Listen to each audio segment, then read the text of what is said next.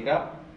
This class, I'm introducing you to the energy principles, Palangyut.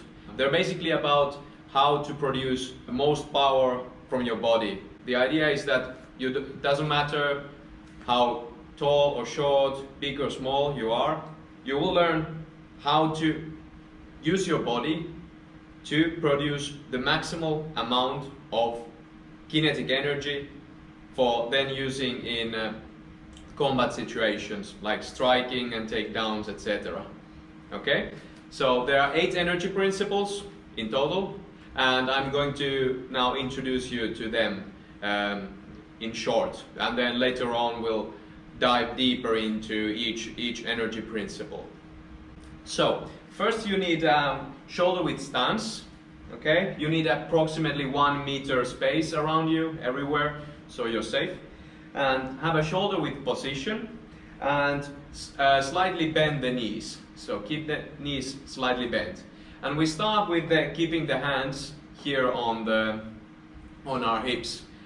And the first energy principle is called Luxon Kali, and it's the idea is to produce like a shockwave kind of energy throughout the body to be utilized with punching, straight punching. So the idea is you start here, knees slightly bent, okay?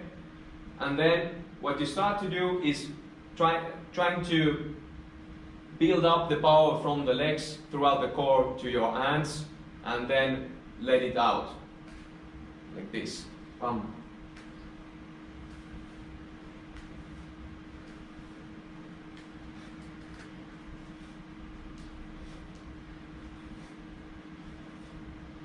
So basically what's happening is I'm starting the movement from my legs.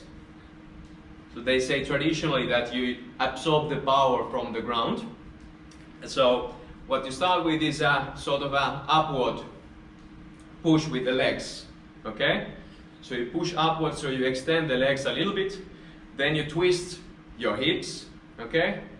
So legs, then the hips. Okay, and then the shoulders, and then the arm. It's as if you throw your hand with the power you generate with your body. So try this. It's going left and right, and you're going forward a bit diagonally upwards with the arm.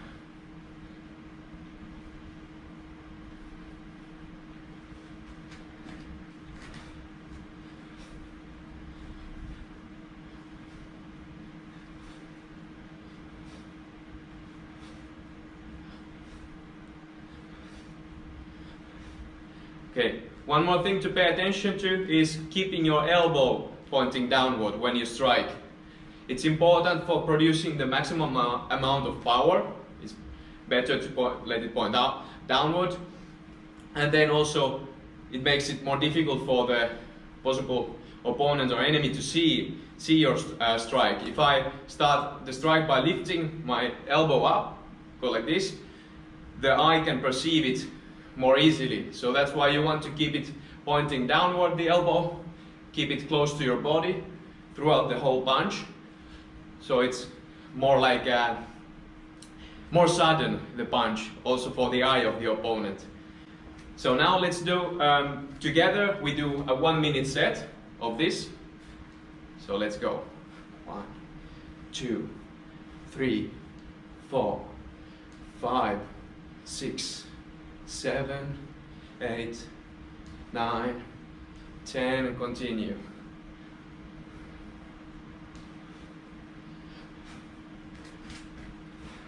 I'll turn around a little bit so you can see me from a different angle.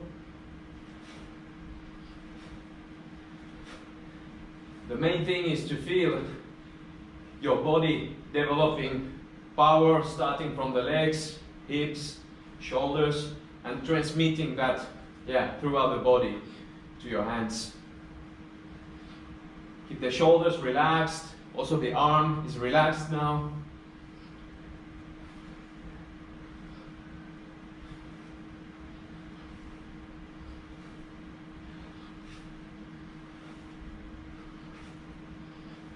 Okay, good. So, short introduction to Luxon-Kali energy principle. We'll dive deeper into that then when we start learning the straight punch, because you'll be needing that for the straight punch. Next is taco leg, which is for rotation power. So what we use that for is, for example, hooks and then elbows, okay? Whereas the one we did before you can use with straight punching, okay? Now for things that circle, for strikes and attacks that circle around, okay? Rotate. So now what you do is, again, the legs you keep the same way. Knees slightly bent, shoulder width stance, and now you put your hands like this, like elbows 90 degrees, shoulder, elbow, and fist on the same level all the time. So if you have a mirror, it might be helpful in this exercise, so you can check yourself. Again, keep the knees bent, and now what we start doing is as if I was turning left and then sort of starting to walk that way, and then turning right and starting to walk that way. So that's basically the footwork here. You need to move the legs 1 and 2. So left, right, right, left. So first pay attention to the legs. What I'm doing with my ankles, with my feet, especially now.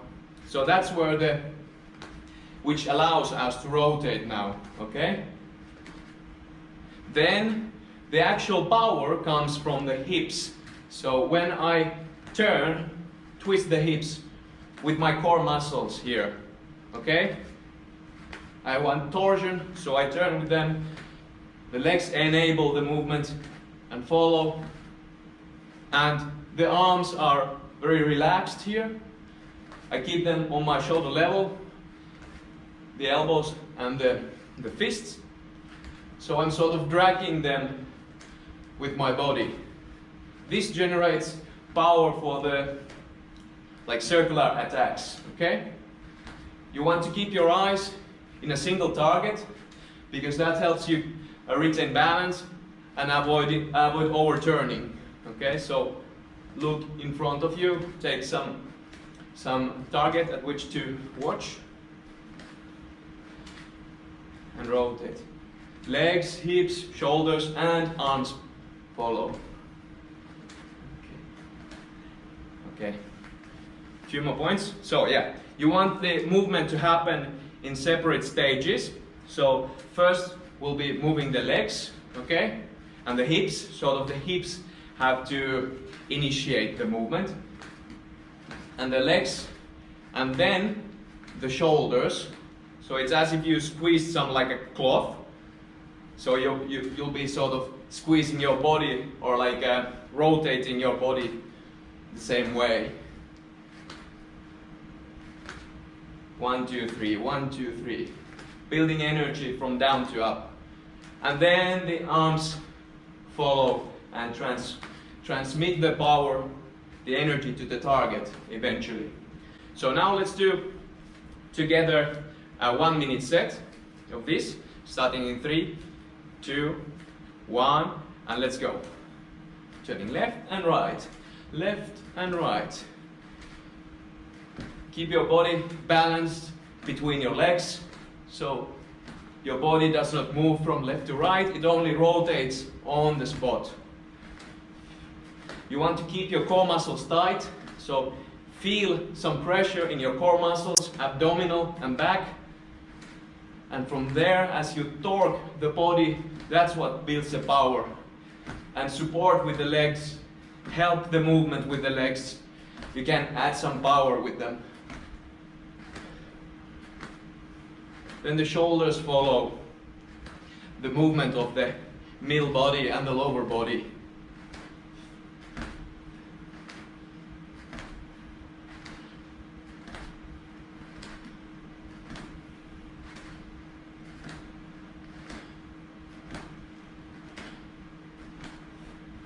Five more seconds. Okay, good. Yeah. Also, it's good to remember to breathe. That's what easily is forgotten, that when you start doing something then like this or punching or whatever, is that people tend to forget to breathe, and then that exhausts very quickly and also does not let them to produce as much of power as would be possible with, you know, breathing at the same time. Now you don't have to worry about certain type of breathing, but what I've found very helpful is to exhale, so breathe out as you strike, okay? And breathe in right immediately after the strike. Okay. Next one then is an upward surge kind of power, puka fai, which is now basically we do the rotation with an upward motion. So this energy principle you use, for example, with uppercut striking. Okay, uppercuts. Also upward elbows, so elbows that go up, okay, upward. That's how to build power for these kind of techniques. Okay, so we start the same way, the knees bent a little bit. You go down, and then you turn, and then you push up with your body, as if you were throwing a ball, so to speak. Imagine you have a ball in your hands and you want to throw it up to the ceiling. So you generate power from the legs, then you continue transmitting that power with your arms. Then you come back and turn to the other side and go up again. And when you go up, then you come down as if catching the ball, then turning to the other side, going up and down again and to the other side. Same thing. Now here what you want to pay attention to is having, when you start the upward motion, is that your toes point to the same direction, as if you were a sprinter, okay? Starting to sprint, so toes pointing to the same direction, so that allows you to express all that power to the same direction, okay? From the side, it would look like this. 1, 2, 1, 2. You throw the arms up now. Up, up, down and up. There's a U-shaped curve that your body goes through while doing this, okay? One more important thing is that when you go up, it's the rear leg that the heel goes up, but the front leg stays foot flat on the floor, okay? That's very important. Otherwise you risk losing balance, for example. So, let's do 1 minute now. 1, 2, 3, 4, 5, 6, 7, 8, 9, 10. 2, 3, 4, 5, 6, 7, 8, 9, 20. 1, 2, 3, 4, 5, 6, 7, 8, 9, 30. Continue. 1, 2, 3, 4, 5, 6, 7, 8, 9, 40. Okay, good. Next one, you sort of imagine you're holding a sledgehammer and you're striking down with the sledgehammer. It could also be a fist, like this, with a fist, or with the elbow. That's where you use this energy principle. So you can, but now you can imagine sort of holding a sledgehammer, and what you do is the power comes from dropping down a little bit from your legs, and also contracting your abdominals like you do a crunch. So all of this together, a little bit downward with your legs, just a slight sort of bending, and then you crunch with the abdominals, and the hands follow like a whip behind you, or after the crunch, okay? When you do this right, you can really feel the abdominal muscles working here, okay? And also you feel like the arms follow like a whip after the crunch with your abdominal muscles. So let's do 1 and 2 and 3 and so forth. From side to side. I'm gonna show this from the side.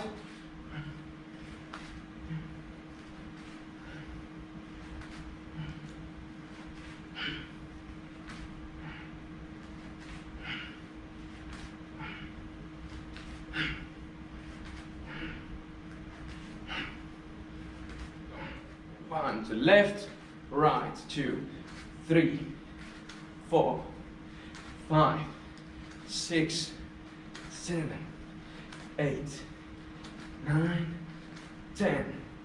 1, 2, 3, 4, 5, 6, 7, 8, 9, 20. 1, 2, 3, 4, 5, 6, 7, 8, 9, 30.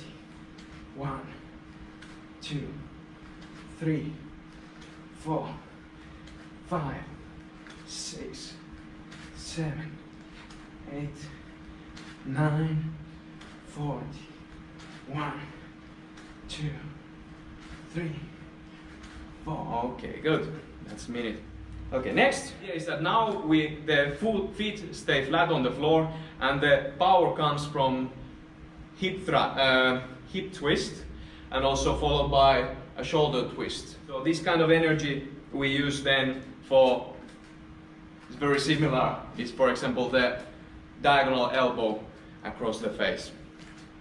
Okay, so the knees sort of follow the movement, so they do not stay still, but they sort of help the movement, follow the movement a little bit, okay?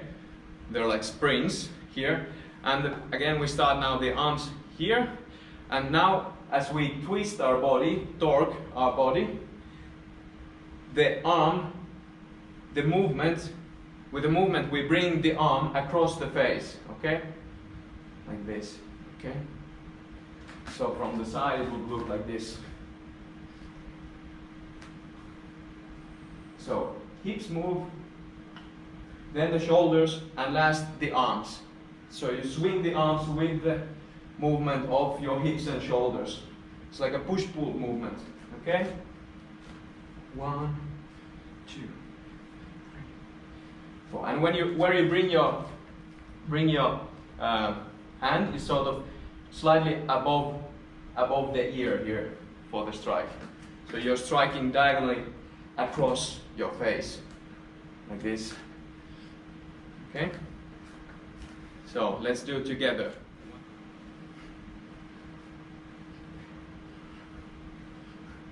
Left and right, left and right. As the other arm swings across the face, you pull back the other arm.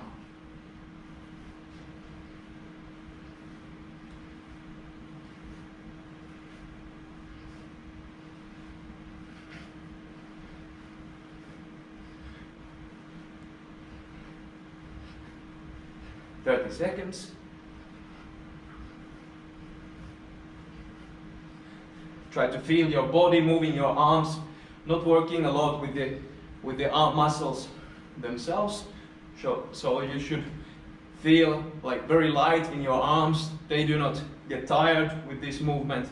It's only the core muscles, the leg muscles that might get tired while doing this. Okay, good. Let's have a little break.